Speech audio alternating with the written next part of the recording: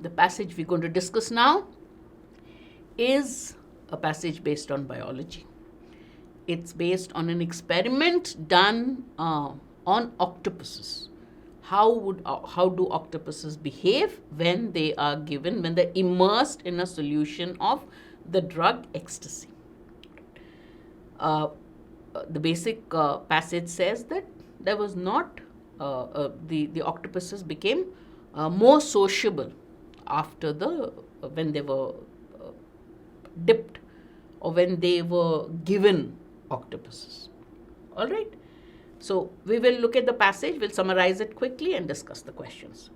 When Girl Darlene first gave ecstasy to octopuses, she didn't know what to expect. She's a neuroscientist at the Johns Hopkins School of Medicine who studies how the cells and chemicals in animal brains influence animal social life. Ecstasy, also known as MDMA, interests her because it's known to make people feel more sociable, more interested in others, and less defensive. She and her colleagues, Eric Edsinger, put 5 Californian, so they conducted an experiment.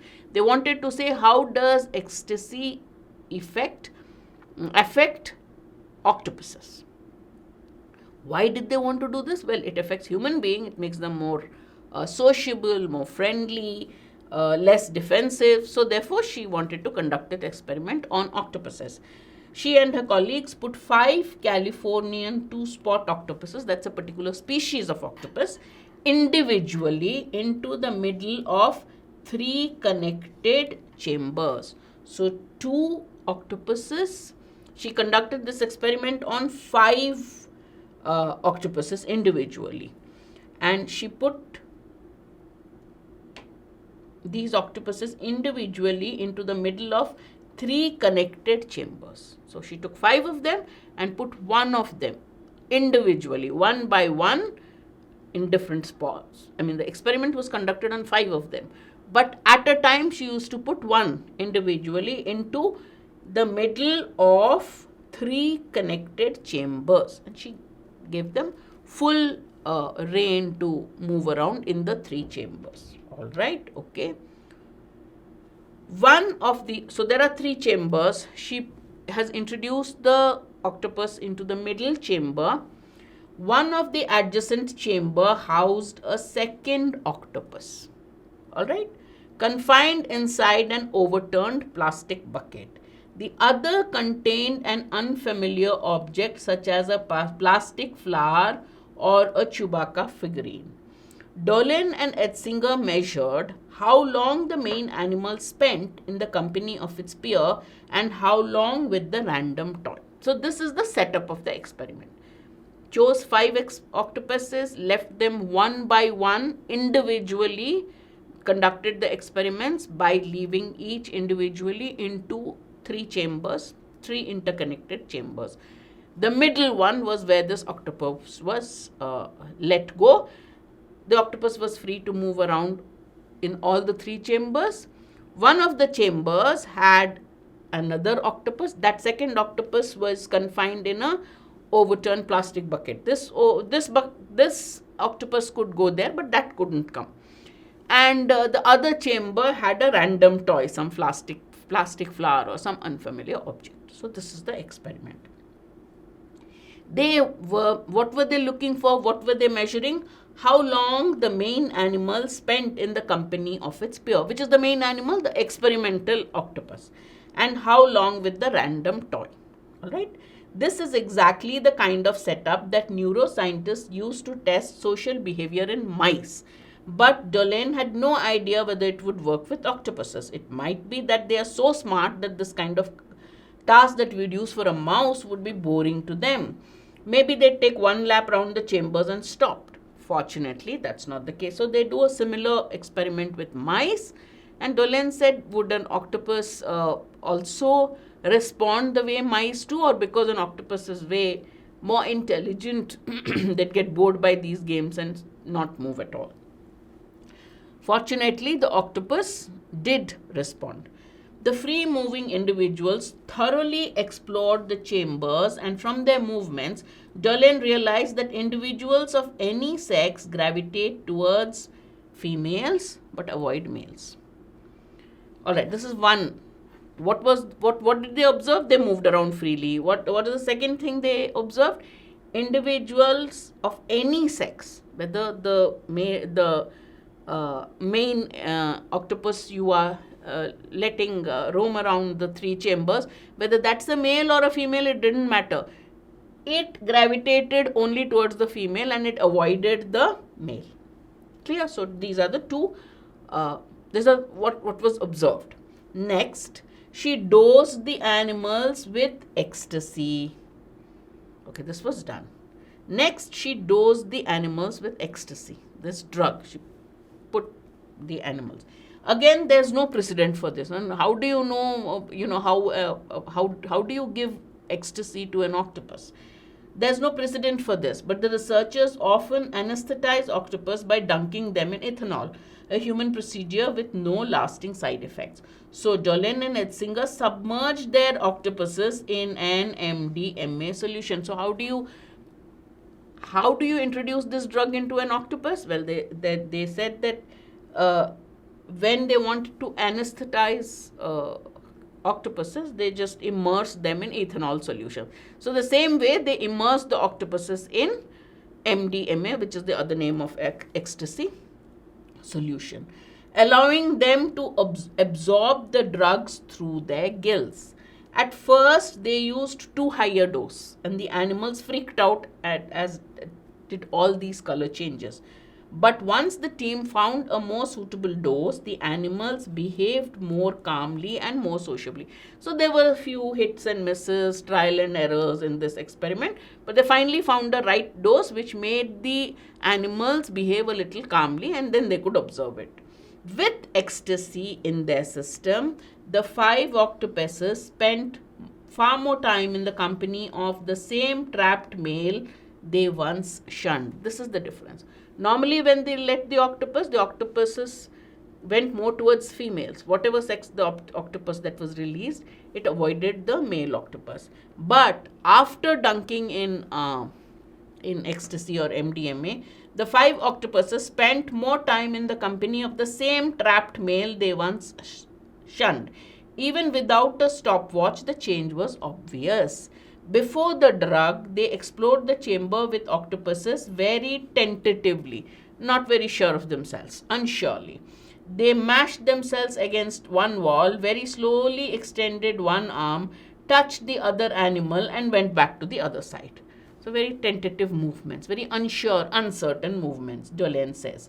But when they had MDMA, they had this very relaxed posture.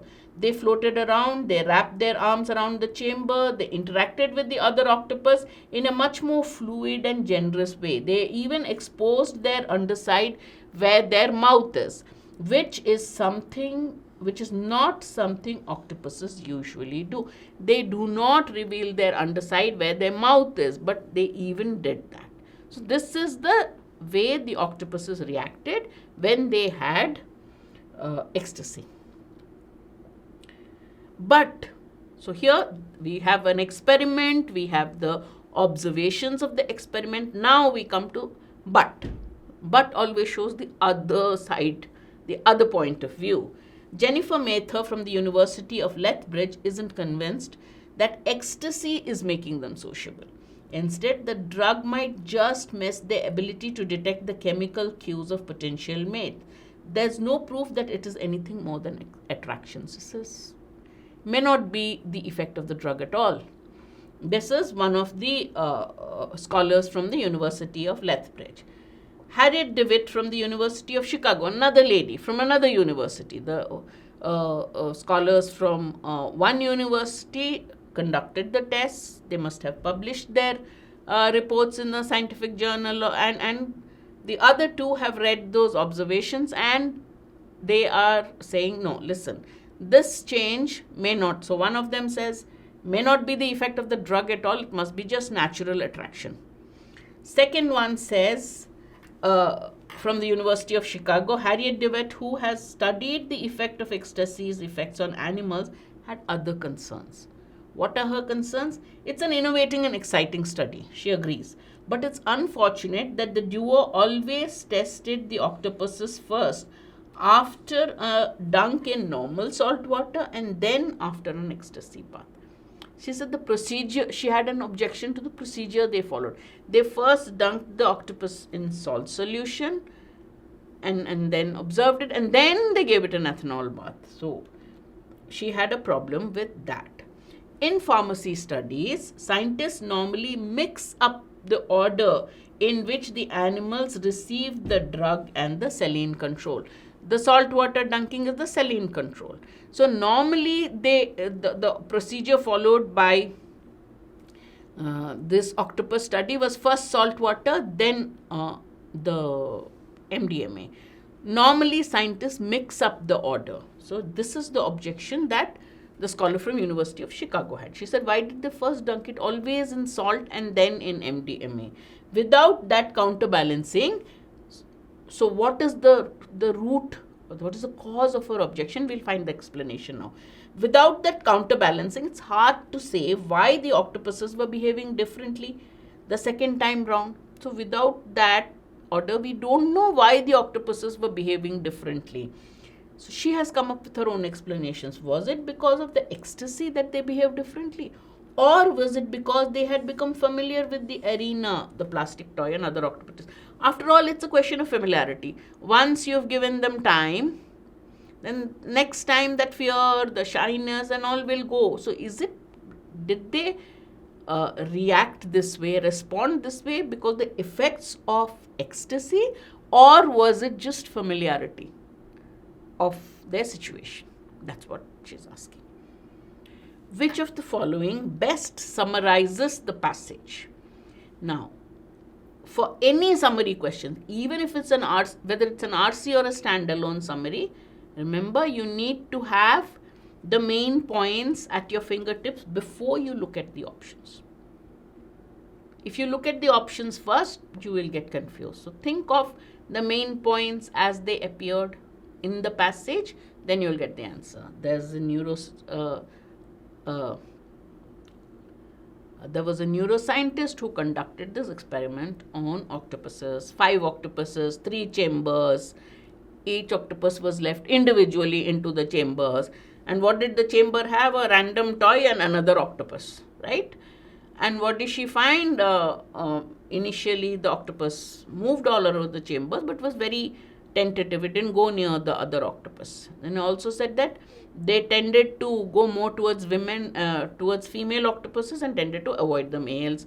Second, after dunking it, immersing it in ecstasy or MDMA, what happened? They became more friendly. They even spent more time with the other octopus in the chamber. Okay, then after that, the passage talks about objections from 2 scholars from 2 different universities. One who said that it may not have been the effect of ecstasy, it may have been just a natural attraction. The second one says, no, the procedure that was followed, salt water first and then saline solution first and then the MDMA solution, this it didn't counterbalance one probability, which is whether the octopus behaved differently because of the effect of ecstasy, or was it because it got more familiar with the surroundings. Got it? One neuroscientist, her experiments, and the counters or objections raised by 2 other scholars. Correct? Let's read the options. A neuroscientist stumbles upon the effect of a drug on octopus. Did she stumble upon the effects of the drug? She wanted to know what is the effect of this drug on octopuses. Since it has this effect on human beings, what kind of effect will it have on octopuses? She deliberately conducted the experiment to observe the effect. So there is no question of accidentally coming across these really. So A is wrong. Stumbling upon is not correct. A is not the correct summary. Guldolane, on the basis of an experiment, thinks that ecstasy makes an octopus more sociable, but 2 objections are raised to her findings. Correct? Guldolane thinks that ecstasy makes an octopus more sociable. Even without a stopwatch, she said this one spent more time. But 2 objections are raised to her findings. Two scientists, two scholars from two different places have raised objections to her findings, saying this is true. Close. Let's just look at the next one. Maybe, may not be. Guldolin, on the basis of an experiment, thinks that ecstasy makes an octopus more sociable. True. But two of her colleagues raise objections to her findings. They're not her colleagues. She was in a different university. The first objection was from University of Lethbridge, somebody else from University of Chicago. So they're not her colleagues who raised objections to her findings. Therefore, B still is more according to the what we read in the passage, according to our summary of the passage. A neuroscientist carries out an experiment on octopuses and discovers that a drug makes them more sociable, but some of her contemporaries raise an objection to her finding. They don't raise objections, raise an objection. A neuroscientist on octopuses and finds out that, but some of her contemporaries, only two of them, two scholars from two, they do not object to her findings. They raise objections, as in they point out flaws in her conclusions or her findings. Clear? Therefore, our correct answer is B. Always remember, in a summary, the wrong answer can be wrong by just one word becoming too general, too specific, too extreme, out of context of the passage.